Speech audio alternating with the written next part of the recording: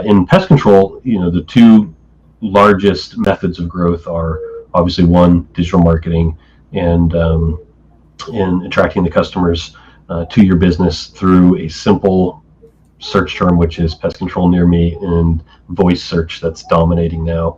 But then it's also still, the biggest pest control companies that are growing the fastest are still door knocking, and so they're sending a lot of people door to door. But it's still very much a data-driven process. There's a ton of data now that's going into that process of putting you onto the right door. And so, for us, it is a balance between science and mathematics and trying. All right, welcome everyone to the next episode of the Business Blind Spots Exposed podcast. We've got people connecting in from all over the place. So the first thing I would ask is, if you're listening in, please tell us who you are and where you're connecting in from. We've got people who connect from all over the world, most from the United States. Love to see who you are, and if you will even care to tell us what you're listening in for. I would love to hear that, and it would help Ross and I shape this conversation to serve you better in answering questions. I'm going to start by telling you a little bit about the Business Blind Spots podcast. For me personally, I've found that when I've run companies, the better I understand what's happening in my company, the better I can make decisions. But if I don't know what is happening in my company, I don't know the narratives, the stories, or sort of the subcultures that are running in my company, I can't control it, and I'm probably being hurt by it somehow, because it's going to blindside me. So as soon as I started asking others, hey, what's going on in your company today? And then, that's happening in my company too. I started getting smarter. The purpose of the Blind Spots podcast is to start hearing from industry veterans, experts, coaches, people who just have been there and done that, to start sharing some of those stories. And that's why I bring the people who I do to the podcast, so they can share some of the stories and narratives that they have seen. And hopefully it helps you. But today I got Ross Mawhinney from Lobster Marketing, and the topic is data-driven insights into customers. I'll talk about myself personally. I can't tell you how many times I like to think I know what my customers want. The only way to really find out is to ask and to listen and to study. So I'm excited about having Ross here, because I think he's going to be able to tell us a little bit about that and kind of what he and his company do in marketing do around that. But let me introduce you to Ross and give you a little bit of background who he is, and then I'll be quiet for a little bit because I think you want to hear from Ross. So what I've learned about Ross is that he's from an entrepreneurial family, working in and around milling, construction, just lots of what I'll call the blue-collar industry type roles and jobs. He started his first business at 16 in construction. I think I heard windows and siding. Is that right? Yeah, mostly, yeah, anything, yeah. So, whatever somebody would pay a 16-year-old to do, we did. Opportunistic at the greatest, right? Had my first employees then too. I don't think that was quite legal, but we did it. I love it. I'm sure there's I call it the 5-beer conversation. At some point in time, we'll have to do 5 beers. I'm sure there's a lot of conversation. Sounds good. But it seemed like over time, marketing is what you've always been drawn to. So you joined in 2014, you joined Lobster Marketing. You didn't start it, but you joined in. And as a result of sort of the impact that you've had in the company, you've now moved into the CEO role of Lobster Marketing. Seems like from a person who started at 16, starting their own company, hanging siding, windows and doing siding, to CEO of Lobster Marketing. Seems like it must have been a fun journey so far. Is that a good word to put on it? Yeah, I wouldn't call it orthodox for sure. It's definitely been an interesting journey for sure. It's been definitely my own story, but it's been quite a journey. A lot of different experiences. It's been great. So let's talk about customers, right? This idea of customer discovery. It's something that in all the companies I've run, I had an idea. I said, "Here's a solution. I'm going to do this for somebody." Then I go out and build it, and they will come, as Kevin Costner said in the movie. Right? They don't. they don't show up. They're too busy with their own shit. So how do you? I mean, you run a marketing company for a lot of pest control companies, focused specifically on pest control. how do you tune that thinking for people in terms of you build it and they come, they don't. How do you get people to show up at your doorstep saying, hey, I need some of that? Yeah, it's an interesting position that we're in because we do represent a ton of pest control companies, so we're able to focus in, on that specific consumer. But I think there's some pieces that are pretty much standard in this world, whether you're a service or you're e-commerce or whatever you're doing. And at this point, the gate for us and for most people is Google, right? It is search, and so you got to understand, I think, that your customer is theirs first. Ultimately, it's Google's customer first, and they're trying to put in front of their customer the best product they can. And so you've ultimately got to show Google that that's you, that you're the best product that they can put in front of that customer. And so in pest control, the two largest methods of growth are obviously one, digital marketing, and attracting the customers to your business through a simple search term, which is pest control near me, and voice search that's dominating now. But then it's also still the biggest pest control companies that are growing the fastest are still door knocking, and so they're sending a lot of people door to door, but it's still very much a data-driven process. There's a ton of data now that's going into that process of putting you onto the right door. And so for us, it is a balance between science and mathematics and trying to deconstruct what Google determines as their best customer, and art, and how do you paint a picture that you are that best customer. And that's the interesting world of marketers, where they live in this realm of a combination of those two things, of science and art. And so again, that first realization that, man, Google has a customer, they're trying to deliver the best product they can to that customer, and that's how they're viewing you. And so your business, a lot of the older way of thinking about things is, I got my sign, I got my storefront. As a service company, my business is what you see when you walk up, or what you experience when you get on the phone with someone. And ultimately, at this point, the way that commerce has moved, it's who Google views you as. It's who your virtual representation of yourself is, that Google is looking at, and is really at this point saying, no, who you are virtually is who you really are. What people are saying about you, and what we can find out about you virtually, that's who you really are at this point. So that's just a huge shift that's happened in the last 15 years that has been dramatic. So I hope you don't mind. I'm jotting down notes as I'm kind of learning things here. And the first thing that I heard is, and I'm kind of distilling this into kind of take-home messages here, right? Blind spots. The first is that Google is the gatekeeper, right? That is a fundamental shift in thinking. You got to think Google is the gatekeeper, and if they're the gatekeeper, I mean, I'm thinking back when I was younger and I used to go to bars a lot. I mean, the bouncer at the door, if he's going to let me in front of the line, he or she is going to let me in front of the line, what do I know about them on their terms? So they'll say, yeah, but now you don't have to stand behind 400 people. Go ahead, right? You get to the front of the line. So you need to have that relationship with Google, at least understand what they're looking for.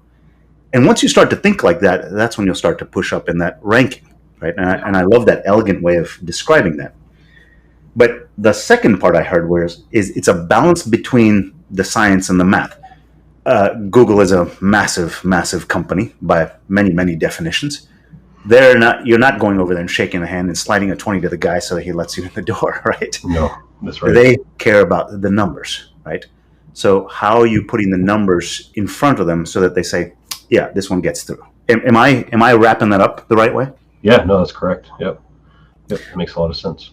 So this is, as a company, that's what you guys do, right? You guys sit there and you guys are pals with the bouncer. I don't know how I got to the bouncer analogy, but it seems to be working. We just watch them all, that one went in, that one didn't. That one went in, that one didn't, right? And then try to make the conclusions about why and recreate that, right? So, yeah, that's right. Yeah.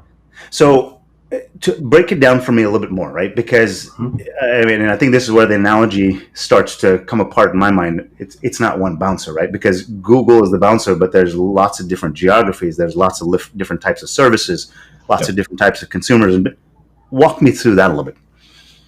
Yeah, so an interesting piece of the local search. So if you're a service company, Google there's a whole different world of SEO that is in existence now, which is local SEO. And so you have a Google My Business listing or GMB listing. And so you can think of that as you used to have a single homepage on the internet or a single website. And now you have at least two. If you have a single location, then you've got two. You've got your website, your homepage, but then you have your Google My Business listing, which is their page that they have dedicated to you for you to talk about yourself and for them to display information that they can gather on you. And they over the last 5 years have opened that up more and more to manipulation. Of course, marketers love to manipulate things, so that's where we find our in. And so, at this point, you can go in and manipulate those listings to better represent you and the message that you're trying to get across. And so, what Google's then is going to do is look at all these different factors. And of course, we don't know exactly what these factors are, but we know some rank higher. The reviews that you have, if customers aren't happy with you, then they're not going to put you in front of their customers. The amount of information that you're presenting, how many of their customers have you helped in the past, all those types of things. But then also, what is the information you're presenting to Google and allowing them to display to that customer? All of those pieces get put together into an opinion of you that Google has. And then they're going to determine whether this person is searching and trying to solve their problem, if you're the one that's going to answer that or not. So there's two worlds now that you kind of have to optimize for. One is the website, and you can't separate them. Google's looking at them both at the same time. But one is your website, and the other is this Google listing that's happening. And so the goal is to identify what are the best practices that Google's looking for, and I think that's the science side of it. Of what are the best practices. I know that if I have no reviews or poor reviews, I need to work on that if I want Google to put me in front of my customers or their customers.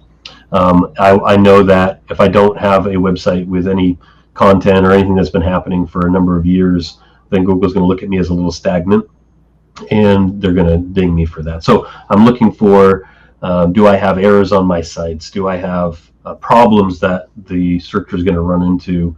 And trying to determine, okay, how do I bring my presence into best practices? There's some standard best practices. And so that's the science side. You got to go through the boxes and check them on a very basic level of, am I meeting the best practices? But then the art side is really more about who that individual business is. And so even like in our situation where we work with so many different pest control companies, it's really amazing that they're not the same. Even companies that you would think are very much the same offer similar services. The way they talk about themselves, the way they want to interact with their customers, those things are different. And so that's the artistic side, where you're trying to take the real personality of that individual business and represent that on top of those best practices that Google has put together out there. And so, for me, kind of an interesting story that ties to the blind spots is that my first interactions with SEO, search engine optimization, the first time I ever heard that term, I think I was probably like 18, 19, and my father had a wholesale and mail order. So actually put the brochures in the mail and send them out. Christmas wreath business, so Maine Christmas wreaths. And he was trying to, without any knowledge of a computer really, figure out how he was going to sell online, because everybody was doing that. This had been late 90s, And so he paid a guy from Portland, Maine, $4,000, and that guy was going to get him to the top of Google, And so I think he might have made page 17 of Bing or something like that, but he never made top of Google, So he paid that guy again, the next year he rolled around. I remember having a conversation with my dad, and he said, I'm going to pay this guy. I said, well, Dad, it didn't really work out for you last time. What did you get back from it? I don't know, And so he paid him again. He didn't pay him a third time. But what I realized there was, man, there's this world of expertise out there that people get away with this, where they provide you something, there's no idea of what you're getting back for it. And I think businesses even today are still full of a ton of areas like that, where they're doing something and they're not sure what they're getting back for it. And so I just wanted to share that with you. That's actually how I got into SEO. So that actually leads to a question that's been kind of come in front of mine as you've been talking about this. I mean, this whole idea of SEO, you said you first met that word when you were 17, 18. SEO has been around for a while, right? Google kind of really coined that and pushed that, propagated that term out to everybody. But it seems like every time they're making things familiar, the bar continues to rise as the sophistication that they expect of people continues to rise. I mean, this is probably like a broad brushstroke analogy here, but gosh, navigating healthcare 20 years ago, you go to your doctor, you pay them, right? Yeah. Now, I mean, I've got primary insurance, I've got secondary insurance, I've got, you could have Aflac, you get, this, that, and the other. And who do I go see? Am I going to go see my general physician first? You got specialists. It's so complicated now, right? It is.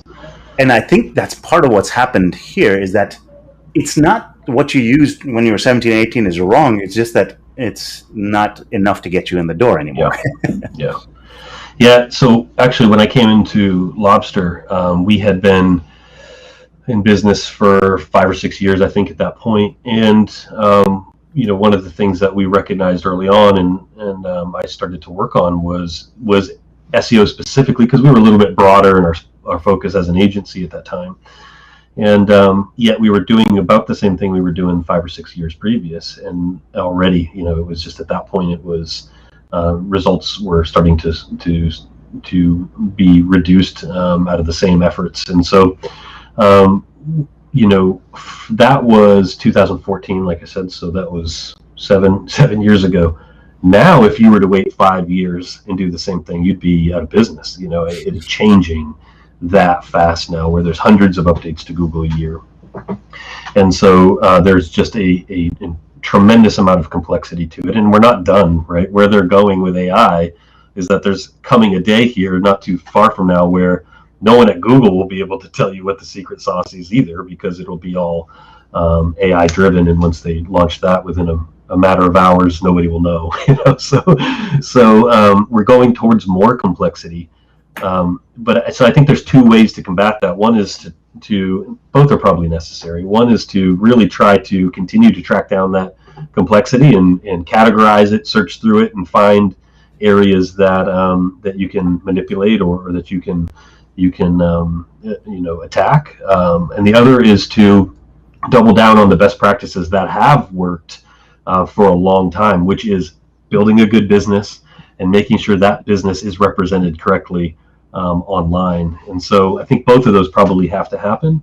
We're in the business of trying to do both, of trying to make sure those best practices are followed, but also we obviously spend a lot of resources on tracking what Google's doing and making sure that our platform and our services are up to stuff with it. But if you're on your own, I think at this point, as a business owner, and you are just expecting that with little effort, you're going to keep up with what's going on, I think that's a really difficult place now, even more so than it was 5-10 years ago, for sure. So. Yeah. So, we call this data-driven insights into customers, right? And the purpose is we're starting to understand a little bit, and what we've been talking about here is this platform that you've got to really use as the launching pad to get to understand your customers. Tell me about, I'll give it to you as this way. Talk to me about sophistication of the customers that you all work with, like on a scale of 1 to 10. How sophisticated do you think that customer is? 10 as in, man, I've got this stuff. I got it in my back pocket. I know it. I don't think anybody does, the honest answer. Right. Yeah. Where do they start sophistication-wise? Is it a 1, 2, 3? Is it a 7, right? And where do they move to as they kind of come through and work with you all in that sophistication process? Yeah, so, obviously there's outliers to any generalization, so we do work with people who are very skilled, at SEO and they just reached a point in their business life cycle where they can't do it anymore. And so we have It's not what they want to do, right? Yeah. It's not what they want to do. So we have those are fewer and more far between than the normal, which is, in our industry, very often a guy who worked for one of the big guys, a Terminex and Orkin or something like that. And now they've gone out on their own and they've started their own business and they've been successful because they've provided great service or whatever that's been. And now they've reached a point where they've had to make a decision of, am I going to continue to grow this thing or am I going to just keep doing this on my own? And so usually, very often, we end up at that point beginning a relationship where they're saying, okay, no, I do want to grow this thing. And so now I got to get some help on the marketing side. And so at that point, very often we we run into a customer who's saying, look, I have some money, and I want to grow this thing, get me leads, and that is, like my dad was, probably the most person that's the most susceptible to being burned, for sure, because they don't have enough information to even gauge what they're getting back, and so that is a very common interaction that we have at the beginning. And so one of the things that we did back in 2018 when we became sister companies, partners with Pest Routes, was we felt that it was necessary to try to get our industry closer to where, if you're in the e-commerce world and you're interacting with your customers, they buy a pair of shoes and you know exactly where they came to you from. You know how much money they spent. You have a direct line of communication. You continue to nurture them over time. I mean, it's all integrated. And yet in pest control, especially even in 2018, it was completely disconnected. There was no connection between marketing and sales and the back end software. And so that's the reason we made that move and connected with Pest Routes, was so that we could do that. So what we try to do now is we put people into a dashboard in a portal where they can see, these campaigns were run. These people fill out a form or called, and I can listen to their calls. And then I can see what happened to them. They converted, they became a customer, and they, even at this point, are paying me so much in recurring revenue or whatever that may be. And so we can track that. But along the way, we are talking with them and explaining to them what those numbers mean, because ROI and how to calculate it and how we're calculating it, all those things are, I think, discussions and topics that young business owners like to have, and they love to soak up that knowledge. And so we try to provide that as well at the same time. But the goal is to get to a place where that blind spot is exposed, right? And now I can see, all right, that worked where it didn't work, and I can either do more of that or less of that, or redirect those funds. And so I would hope that as people leave over time, or as they grow with us over time, whichever, that if anything else, they have a much better understanding of how to evaluate what they're getting for their dollars. I think that's really important. Well, I mean, there's a book that was recently released by Dan Sullivan, Who, Not How, right? Yep. And I think so many of us have been, coming through the schooling system, have been told, you to be the master, you got to know the how of everything, which is a kind of a fool's errand. At least my opinion, it's a fool's errand, right? And I think that's what the book talks about. Yeah. Being able to find the people, the who can kind of get you there and be the subject matter expert. I mean, that's what's allowed me to kind of leapfrog where I was. And I think that's kind of what I'm hearing from you is, they come in, you would like them to have a level of sophistication, understanding more than just, hey, this is about leads. This is about transforming sort of the way you connect, marketing and sales and operations, right? There's a chain there. There's a kinetic chain. One does something for this, and this does something for this, and kind of feeds back. But they can come to you. You all get that and sort of the specific how of making that happen, so that they can say, look, this is where I want to go. This is what I want to achieve, and why. You can say, yeah, I understand that. Here's step one. Did I get that right? Yeah, no, exactly. And we at one time, we were, basically a full-scale agency that didn't have plans, and kind of made, each customer came to us, they had a different, and we would kind of custom tailor. At this point, we even have plans that are based around exactly what you're saying, of we have this base level of best practices that has to be met. And most customers that come to us don't have that, right? They have a website they threw up on their own, or whatever.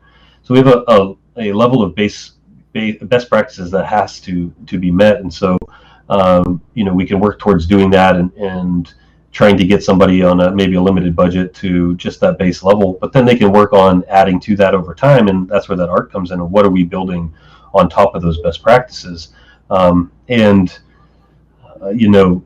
It needs to grow with the business, right? And the business owner's understanding has to grow with the business. Their efforts have to grow with the business. All of that has to grow with the business. And I think for us, it is a desire to be there and be a part of that. I think a lot, there's one side is an owner who might not pay attention or know what they're getting back for the return. I think there's the other side of that is also the owner who is just making decisions constantly as a kind of a knee-jerk reaction of, I've got to go over here and do this. Okay, now that didn't work, and I've got to go over here and do this. And every time you do that, you're resetting what you're doing. And Google sees that and says, well, you were over here and doing this, and now you're over here and doing this. And rather than sticking to best practices, sticking to what works and building on it, it's just kind of all over the place. And so I think those are the two kind of outliers, the more difficult situations we end up in. But for those that really, hey, I got to get best practices going, and then I've got to build and build and build on top of that, and use the metrics to show me what's working and what isn't. Those, we've seen them have just tremendous success over the years. And so we have customers at this point now that we've worked with for 10 years, and that's exciting, especially in this day and age. It's not as heard of as it once was, and it's exciting to see what that length of time doing things according to best practices has produced. It's just a big snowball that's hard for anybody else to catch up to, so. Absolutely. Look, I'd like to stop for a quick second here because I think we may have people listening in. I'd love to see if there's anything that you're thinking. Do you agree with Ross? Do you disagree? Are these things that are new concepts for you? Have you heard of them before? Let us know. I'm kind of curious what you're thinking, and again, where you're connecting or where you're coming from. Got a bunch of blind spots that I've already started jotting down here. I think I'm starting to become famous on my podcast for probably capturing every third word now because I'm writing so fast. This is good. I'm learning a lot. I want to talk about this customer journey, right? This idea of a customer that starts to learn about you. At least here's the way I think of the customer journey. First of all, it's awareness. They've got to know that you exist, and that's what we've been talking about: is getting onto Google just so they know you even exist, right? Vinay's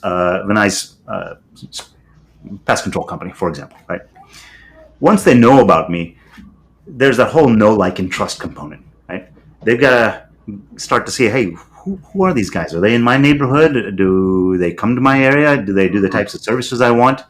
And then finally, they got to get to a decision. So awareness, engagement, ownership, or decision making. At each stage of that, the kind of conversation that you're having with them is slightly different.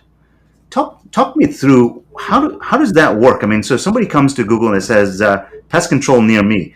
That's the beginning of the journey. Can you give me like an example of a company, please? Be as detailed or specific or objective as you need to be. But walk me through a journey of what that story looks like. How does that work? Yeah. So.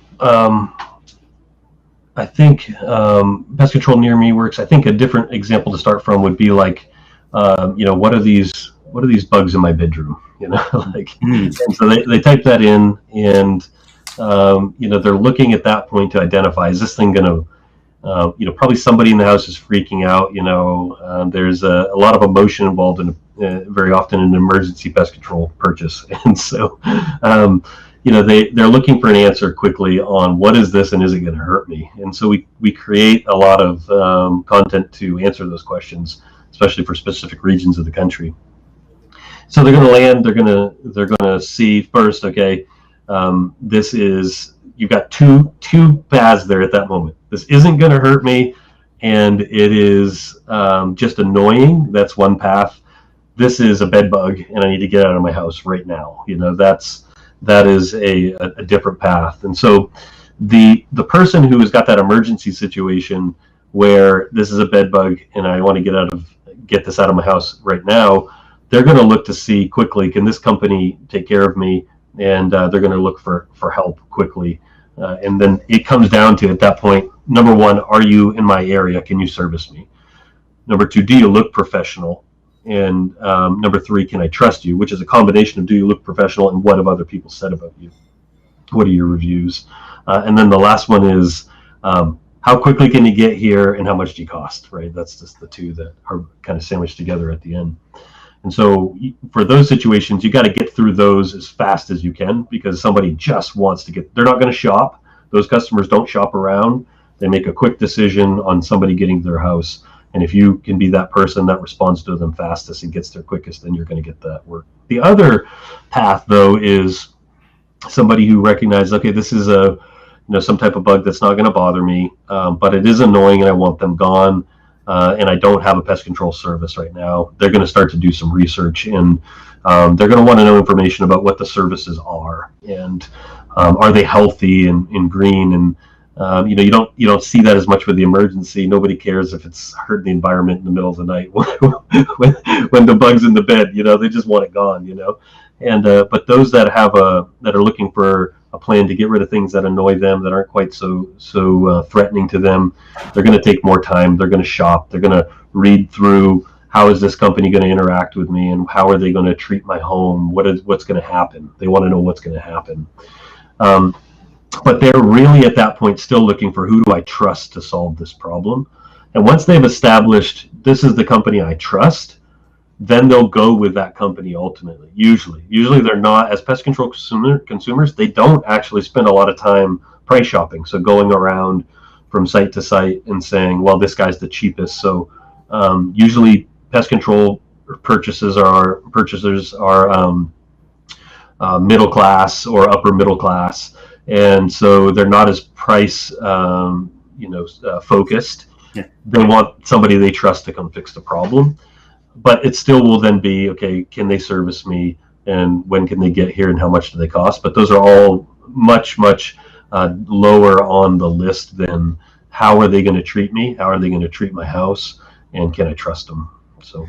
So here's what I understood from all of that, my takeaway. I'm trying to distill a lot of all that stuff that you just said, and I'm trying to unpack that into simple sentences, which is a difficult thing to do here.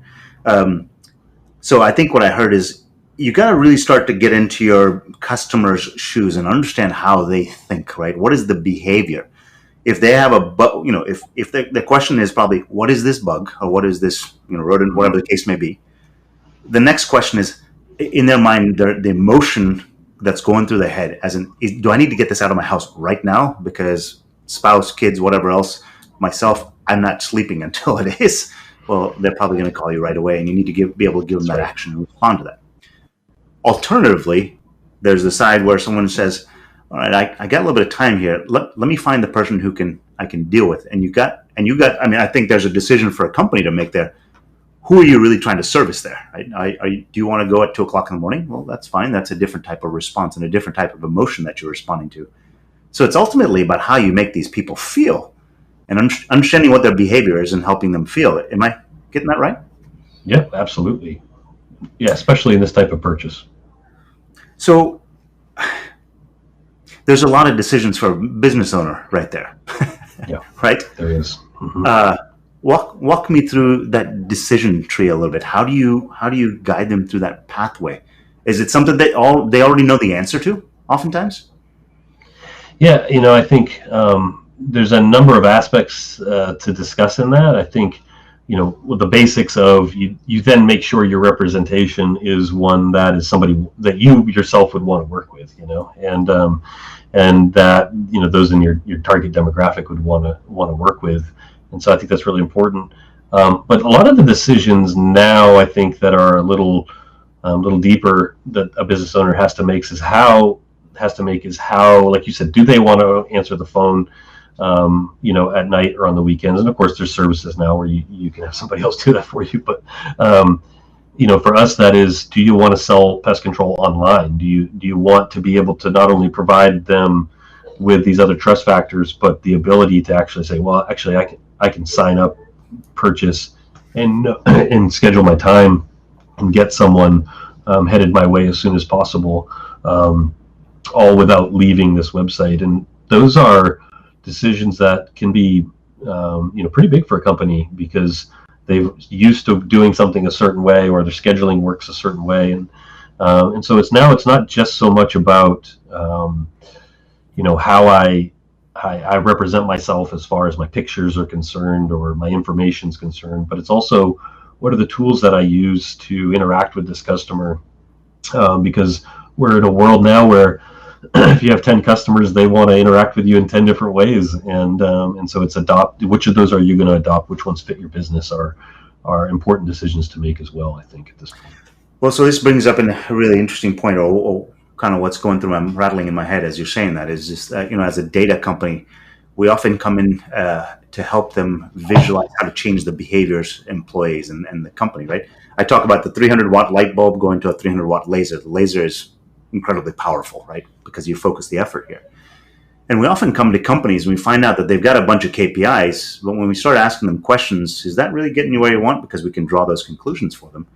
They start finding out that those KPIs aren't really what they wanted. And I think I'm hearing a little bit of that here, right? These are not, changing KPIs in your company is not an easy thing to do, but once you start getting asked the right question, you start saying, for example, production per hour, right? Lots of companies say, I want to look at production per hour, but they also talk about safety. Well, which one is it? Because production per hour means they're going to drive faster. So you're giving your employees two different messages. Where I'm going with that is, as you're talking to companies, those kind of what I'll call paradoxes or the irony of those things. Yeah, hey, look, we'll help anybody at 2:00 in the morning. Well, no, not that. Well, I think we just said everything. All right, which one is it? Is that as they go through the process with you all? Is that part of that process? Is walking them through that and saying, "Help me understand this. Help me understand this." You want to do mosquitoes, and that's what you want to do. You don't want to touch ticks, mites, bed bugs, whatever, right? Yep. How long talk me through that process from when somebody first talks to you all and says, "Hey, I want to do this," and they've said, they start out with saying, "Hey, I need some more leads." You kind of smile and say, "Let me expand the picture a little bit more. It's more than just leads, right? It's picking the customers that you want and where they are." How does that process? I mean, someone comes to you. How long does that process take before someone starts seeing some results? Because I think that's what everyone wants, right? Yeah, I think it is what everyone wants, and it's also the hardest question to answer, right? Because, for instance, somebody says, "Hey, look, I got $500 to spend, and I'm in Dallas, Texas, and I want more leads for pest control." I would say use that $500 on gas, right? And go drive around and talk to some homeowners, because to rank digitally there now takes a tremendous amount of effort, right? You have companies that are spending so much money there, and so, I think that it's so dependent upon what service you're offering and what part of the country you're going to be in, how much what you're trying to spend and what you're trying to get back. All of those things come into that discussion. I think one of the things you just hit on, though, was this discussion about how you want to interact with your customers. I mean, on the first side of that, of what services you actually want to offer, most companies know that when we begin to discuss with them. But do you want to sell online? Do you want to sell at all hours of the day, which can impact what time you're running your ads and all of those things? Those are the discussions that are usually that take a little more time and a little more thinking through, because a lot of times they haven't thought through that, and they saw selling online in a demo, and they thought that was really cool, but now they've got to think about how that impacts their business, and so usually that takes a little more time, to process through as far as how they want to interact and when they want to interact and what they want to actually do for their customers than it does to determine what services they're going to offer. So I'm trying to once again distill kind of what I'm hearing from you. There's this one part of what do you want to focus on online, right? That's sort of some business and internal decisions, right? I only want to do bed bugs. I don't want to do bed bugs. That's a decision that's probably already been made in the company they're probably familiar with. Yep. Then there's this whole component of Google. What are the best practices with Google? What is going to get the Google bouncer to let you in the door, right? But you got to marry those two things, and that's really where you guys. That's why, while you do have sort of packages and templates that you use, it is still not one size fits all, because how this layers in with this is still different, right? Because you could have one company that says, "Hey, I want to do bed bugs, and here's how you do it." One company that doesn't want to do bed bugs, already different, right? Yeah. Am I saying that the right way? Yeah, I think you hit it, because I'll give you an example of what happens often that is not a correct way of looking at it.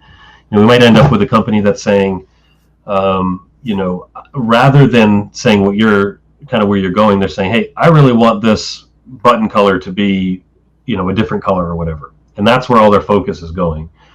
Rather than on, "Hey, I've got a nice site here that is right in line with with Google's best practices. It's given me the great platform. It's tied to all these marketing operational tools that are really good. And now, how do I, as a business, figure out who these customers are that I'm targeting and what information I'm going to present on that platform, or how I'm going to interact with them through that platform and attract them.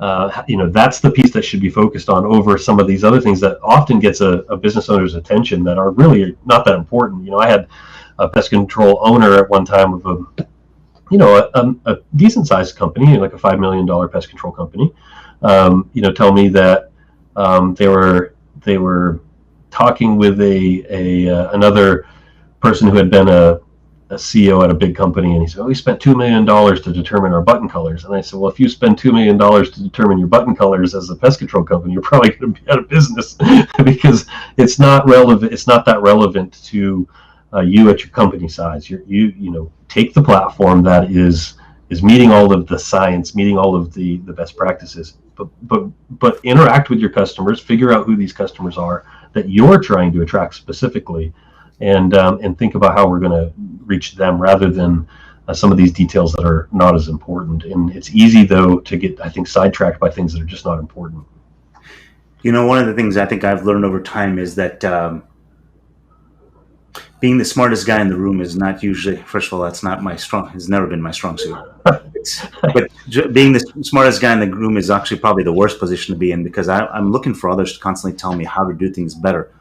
But what's important for me is to continue to apply it. Just continue to apply it. I think 1% every day. If I can improve by 1% every day, I'm getting somewhere. 100 days, I'm 100% better, right? Yeah. And I think I'm hearing that as sort of a subtext here, or sort of a reading between the lines. This is not about knee-jerk reactions, moving all kinds of stuff. Start doing it. Tweak, tune, and eventually it'll be on point.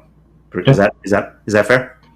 Absolutely. I think there's other avenues. Like if I want to grow really fast, well, then that's why we run Google Ads, and we just pay for customers after customer, right? Or get door knocking companies to come in and they'll just get you, right? But when it comes to your long-term source of cheap growth, that is going to be through a natural interaction with customers. And so that is something that is built over time. It's not something that anybody can, like my dad, you give me $4,000, I'm going to get you on top of Google in the next few months. That's just not reality. And so it's got to be this continual movement forward. And of course, that old adage of, you want to be there already, and it's when's the best time to plant a tree, right? It's 20 years ago, but if you didn't, you should plant one today. So. I heard a really interesting stat. I mean, this stat's probably a number of years old, probably about 7, 8 years old now, but it still resonates with me. And it was from Hubspot, which is a huge marketing company. It was their founder wrote a book. I want to say probably back in 2011. So yeah, probably 10 years ago. And he talked about this idea that the content that they've written in their blog posts, they continually put out blog posts, content, and they're constantly taking the same content and upcycling it and using it again a different way. Put the bug up at the top of the page as opposed to the bottom of the page or to the left or whatever else. And they said that they get 13,000 inbound leads every month. Wow, what a staggering number. He said 56% of that comes from blog posts that we wrote 6 years ago. I was like, gosh, that's great. So, but you think that he also said that we have 8,000 blog posts, and he said there's probably about 25 topics, right? Yeah. So you're taking it and you're massaging it. You're making it a square. You're making it an octagon, whatever else, right? Mm-hmm. You're making it red versus yellow, blue, green, whatever. Yep. But over time, you build that, and what happens is people just start saying, what is this bug? Because they took a picture of it, or they see a picture on a web page, that's the one I have in my room right now. Yeah. Or that I've seen 2 times crawling through it later at night. That's the company I want to, right? So it just starts to pay dividends over time because you're absolutely building equity, not renting. Does that make correct. sense? Yeah, it's an investment, right? And so that type of marketing is truly an investment where you're paying money every month or whatever to have this content created that is going to produce results for years and years to come. And so it's the long-term piece of your marketing investment. And, I think so the blind spot there is very obviously that then if you are doing that, but thinking, well, I just produced a blog last month and it has only produced 1 lead for me, then it's worthless. No, because it's part of an overall snowball that you're pushing, and so I think that's really important to think of it the way you just described. For sure, it is those companies that have been doing that for a long time. It's not that you can't catch up. You can, but you're going to have to put in the work and think about it correctly as you build up your own, lead sources. So, I use LinkedIn a lot because we provide analytics to companies so that they can actually take action, build the cultures and the strategy they want. And that message is not something that you can have in a 5-minute conversation. You got to break it into components, and different people are different parts of their journey in doing that. And it's funny, whenever people start to follow me, and I'm starting to see this real rise and influx in people who are starting to follow me, right? I'll get 5 and 6 people in a day now. 6 months ago, that wasn't the case. But when someone likes and follows me, I'll see them go back and like 6 articles. And I was like, I forgot that I didn't publish that thing so long time ago. And I think that's essentially what you're saying here is this is not something that you're trying to create to get a wham, bam, thank you, ma'am. Hey, I just got $50,000 in business. You'll get $50,000 in business, but it'll come over time. But it won't stop at $50,000. It'll just keep going beyond that. Yeah. Am I thinking about that the right way? Is that the right way to think about it? I guess is the question. Absolutely right. I mean, we have had customers that come in, they work with us for a year or less than a year or whatever, and they have that mentality that we, even though we've been doing all these things and heading in the right direction, and all these other metrics of traffic sources are growing and all of this, the bottom line, I don't feel like I got the leads. And they move on. I don't know what happens to them over time because they're not with us. But I know that the companies that have been with us for a long time, that we've continued to do these things for, now they sit back and you look at their cost per leads on a monthly basis. It's like $2, $1.50. Like, it's unbelievable. And so we're at a point now where we're seeing the value that companies have been with us 3 or 4 years that are a fraction of the cost per leads that they were either 3 or 4 years ago when we started. And so I think those things are really important to keep in mind if you're trying to grow digitally. And I don't know of many businesses that aren't at this point. So, yeah, it's this whole idea of if you want to achieve mastery, they say 10,000 hours, right? And it's roughly 5 years of full time. Yeah. So if you truly want to achieve mastery in doing something, this is not something you're gonna. I mean, look, there's plenty of people who do it their whole life, and it takes them a while to get it. I might say there's a bit of arrogance to think, hey, I'm going to come in 1 month and boom, it's working. Well, I mean, we on the other side of this, we interview people to come work for us, and it's like, I was doing this. I've been out of it for a couple of years, and immediately you start talking, and it's their mastery that they did have. They stepped out for 2 years, and now they're left behind as far as the knowledge goes. So it's definitely an interesting industry for sure. So, if you could, someone who wants to start to embark on this journey, they start to see this, they see it today, or they see it, 3 months from now, because it's on YouTube. We put a post on LinkedIn or Facebook or something like that. They see something here. Give me maybe 1, 2, or 3 items. What are things that you wish more people knew kind of when stepping into this process that would help them? Because an educated customer is, in my mind, the educated customer is the best customer for me, right? They know what value I provide to them. What are those 1 to 3 things that you wish they knew themselves? Well, I would say number 1 is you want to, if you're going to start building in this direction, you want to know what the results of your actions are.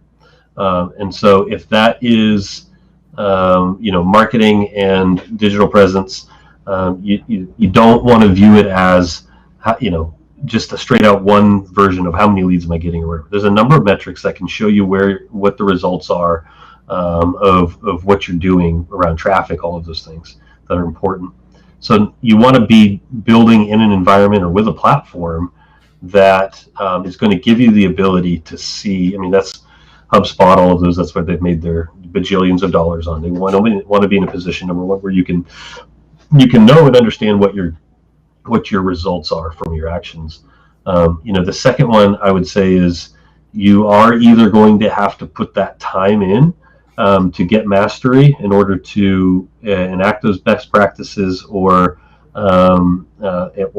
be able to have something to build that artwork on that we were talking about, or you're going to have to get a platform or a partner that's going to help you get there faster. There is really no way around that, and so there's 2 ways to do that. One is to get a partner that is going to do it all for you, and that's one way to go. The other is there's a lot of great tools now that can help you speed some of that up, but you're going to have to get some help unless you want to put that 10,000 hours in. And then the last one would be that just like any other purchase you're going to make, you've got to find somebody that you feel like you can trust to discuss these things with. So I don't mean that you got to come to Lobster because you can trust. I mean, whether that is somebody that's a consultant that you would trust to help you through that, or it is an agency that or just a friend that knows what they're talking about. There's somebody that you've got to, that you got to get somebody that you trust to help you think through these things and evaluate what you're doing. And so it's not just the numbers. The interpretation of those numbers are really important, and that's where somebody that you trust comes in to help you through that. And the last one, I guess I would say, is make sure that you are viewing it as what I said at the beginning, that who I am digitally is who I actually am in today's commerce, that I can't ignore who I am online and expect to grow a really big, great business at this point. Who I am virtually is who I really am in today's world. So I think that's the last piece. Yeah, some good points in there. I think the one that stuck out with me in number 2 is that you need to have a time or a partner. I tell my kids that all money does is accelerate time, right? So you can spend the 10,000 hours yourself, or spend the time with somebody else, and you don't get if it's $300 a month, $500, whatever that number is, right? That you spend on a monthly spend is, you're not buying 10 hours. You're buying the 15 years of experience to get to that correct. point where they could do it in an hour and a half. Yeah. Right. Yeah. You're buying all that experience in the organization and all the conferences and the studying of the science behind the Google and the customers and acquiring them. Yep. Lots of good stuff here. Ross, what I always do here, and just for anyone listening in, I always take these and I put some show notes together. I always think of this as the education of Vinay. Vinay is always trying to up his game. My game just went up another level here. And what I do is I take these and distill these into show notes and, kind of give you my 1, 2, or 3 real big takeaways for anyone. And I'll put that in the notes. Awesome. Ross, is there what contact, if someone wants to get in touch with you or want to start the process with Lobster Marketing, what's that information I should put in those notes? What's the best way to start to connect with you guys? Well, this phone number 1, which is 888-891-5189. And so that one's always quick and easy. But then anybody who wants to, for any reason, can always email me. It's ross@lobstermarketing.com for sure. I'd be happy to talk. Well, I will. If it's sales, I'll pass you on to a salesman and we'll have that discussion. But I like to talk business or whatever else too. So feel free to email for any reason. So I got the 888 number and I've got Ross at Lobster Marketing. I'll put those into the links. I'll put the link to this podcast if you ever want to go back through it via my YouTube or anywhere else. To those who've been listening in, thanks for listening in. Hopefully you are furiously jotting notes like I was in up-leveling your game, like I always try to do. So thanks for listening in. Ross, thanks for spending some time and dropping many years of knowledge from the age of 18. Thank you so much. How to think about this, yeah. Yeah, really, really great conversation, and as it always is with you, Vinay. Really appreciate it. So, well, thank you. I'm a curious sort, so I always get a lot out of these things. I like that. It's good. Makes you think. It's great.